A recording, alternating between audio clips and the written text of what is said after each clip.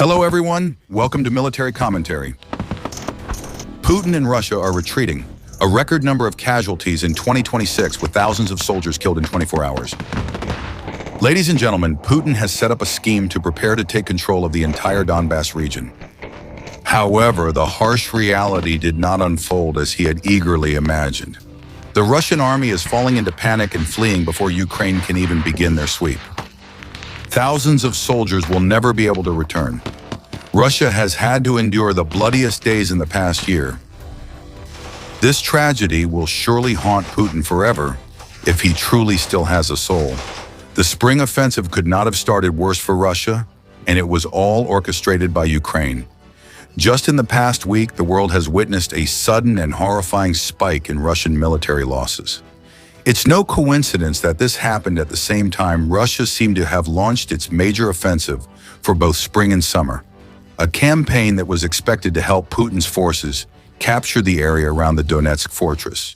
That sprawling urban area is vital for Russia if they want to control Donetsk. To the north are Slavyansk and Kramatorsk, which the Institute for the Study of War, ISW, identifies as the key logistical hubs for Ukrainian forces fighting in Donetsk. To the south are lesser-known places like Duhivka and Oleksievo-Duhivka. Together, these cities form a solid defensive line that Ukraine has painstakingly built over more than a decade.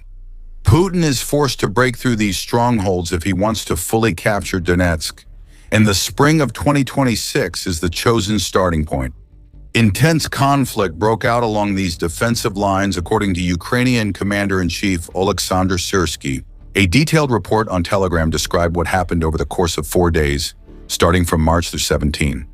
During these 4 days, from March 17 to March 20th, 2026, the intensity of the enemy's attacks increased dramatically. Mr. Syrsky explained this before adding that the enemy had tried to break through the army's defensive lines. We are advancing in multiple strategic directions at the same time. Fierce battles have broken out along the entire front line. In total, the enemy carried out up to 619 attacks, all within just those 4 short days. With 619 attacks in 4 days, that's an average of more than 150 attacks per day. One would expect that Russia would have achieved some major breakthrough. The truth is that Russia failed to achieve most, if not all, of the operational objectives that Putin assigned to his troops. And to make matters worse, what actually happened to Putin's army was a scenario that the Russian president never anticipated.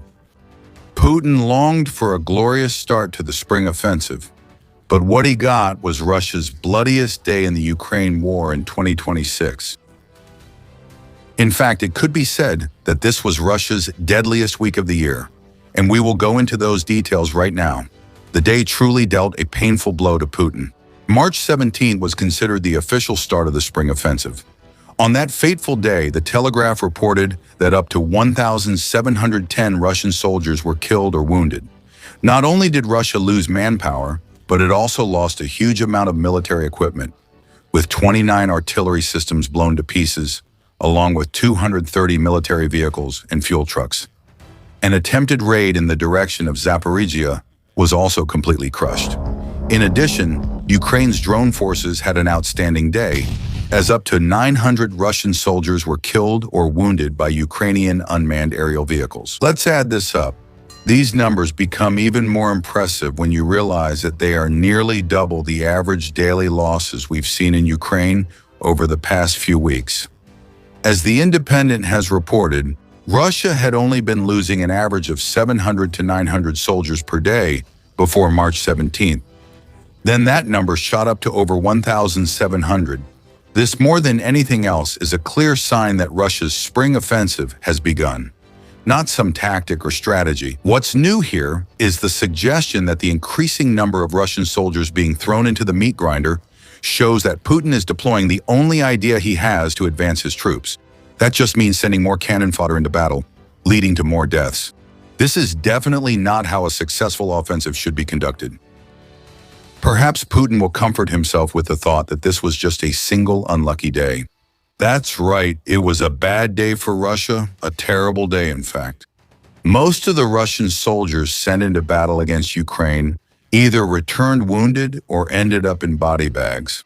But surely that will be the worst of it. And the sacrifice of so many pawns in Putin's hands will set the stage for an offensive that Russia is desperately longing for. To kick off the spring offensive with a big bang. But that scenario also did not happen. As Mr. Shishki affirmed, Russia failed to achieve most of its operational objectives in the first week of the campaign.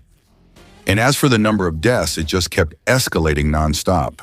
From March 17 to March 19, Shishki revealed that Russia lost a shocking number of 4,840 soldiers, including those who were killed, wounded, or incapacitated in other ways. That number is equivalent to nearly 5,000 of Putin's troops. They vanished in just 3 days. On average, more than 1,600 soldiers were lost each day. March 17 might have been the bloodiest day of the year for Russia so far, but March 18 and 19 weren't much less bloody either.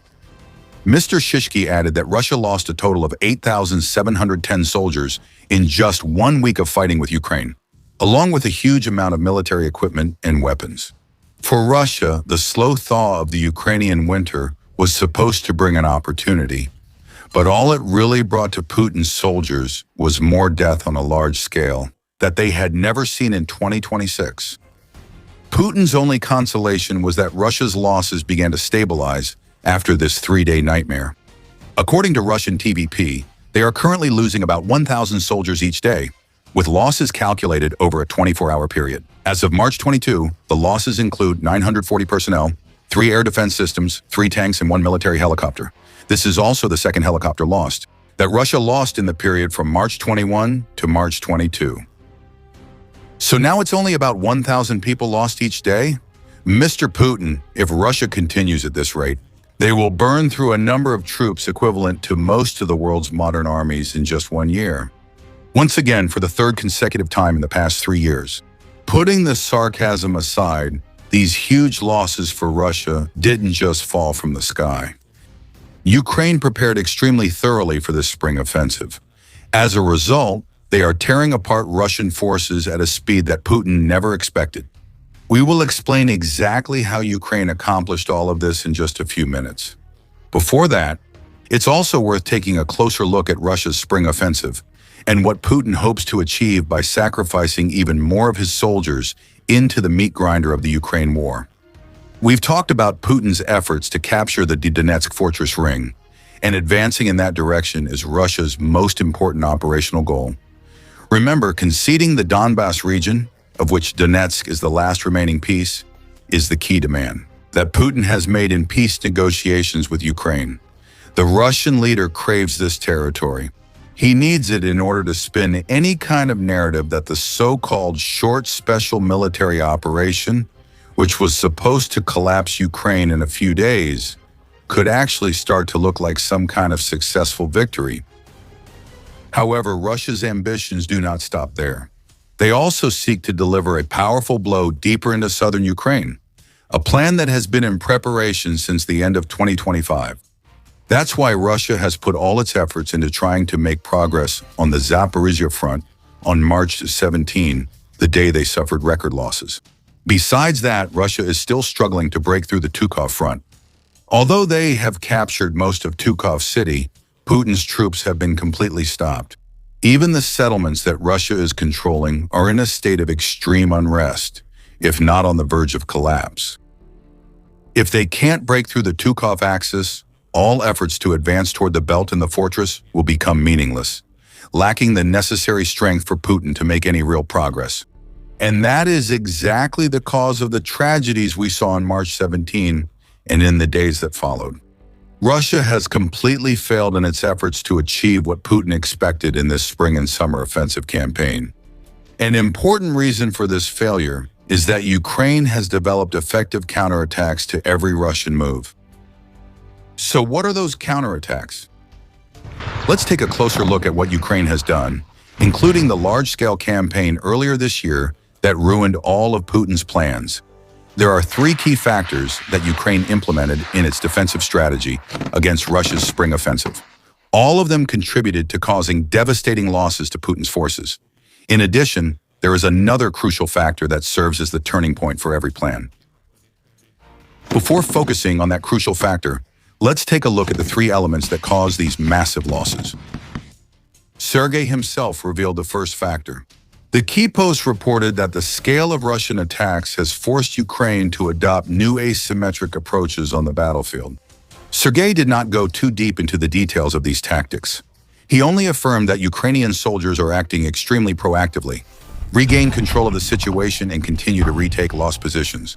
But based on that alone, we can speculate that the commander-in-chief of Ukraine is referring to search and destroy tactics. Ukraine has deployed in recent weeks to sweep out Russian reconnaissance groups that are trying to establish defensive positions on Ukrainian territory.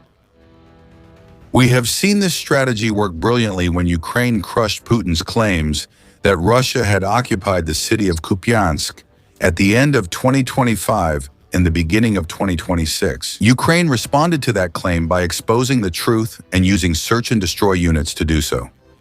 These small units are specifically designed to counter Russia's infiltration strategy, which often involves sneaking a small group of soldiers into Ukrainian positions and holding out while waiting for reinforcements. This Russian tactic worked for a while, causing a certain amount of chaos for Ukraine behind the front lines. But with the search and destroy squads, Ukraine fought fire with fire. They dealt with Russia's small units using their own elite special forces teams. They closely coordinated with the Aron control teams to track down infiltrators. Once detected, these infiltrators would be isolated and swiftly eliminated. This rendered any fragile claims of Russian control over Ukrainian territory meaningless. These search and destroy teams played a crucial role in the major campaign carried out by Ukraine, aiming to break the back of the spring offensive before it even began. Stay tuned until the end of the video to understand more. Ukraine has found a winning strategy with these units, but that's not the only weapon. Ukraine's deep strike strategy also plays a crucial role. As the country steps up raids both inside Russian territory and in the occupied regions throughout 2026. A prime example of this increased intensity was on March 9, when Ukraine launched a record 754 drones targeting military positions.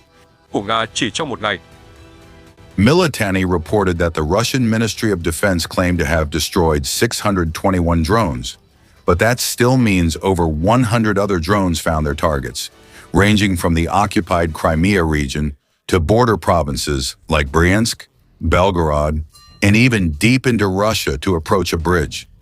These numbers show that the scale of Ukraine's drone attacks now matches the raids Russia has carried out targeting Ukrainian cities and infrastructure. The newspaper pointed out that Ukraine's long-range attacks are now reaching deeper than ever before.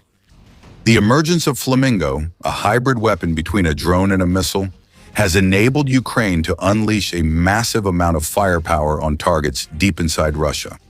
For example, on February 20, Ukraine sent a Flamingo toward Russia's missile manufacturing plant in Vodkiv. Located 1,400 kilometers from the Ukrainian border, this is closely related to Russia's heavy losses and failures in the spring offensive. Every raid carried out by Ukraine has a single goal: to paralyze Russia's war machine. Destroying a missile factory in Vodkiv will deprive Russia of the missiles it intended to launch at Ukraine.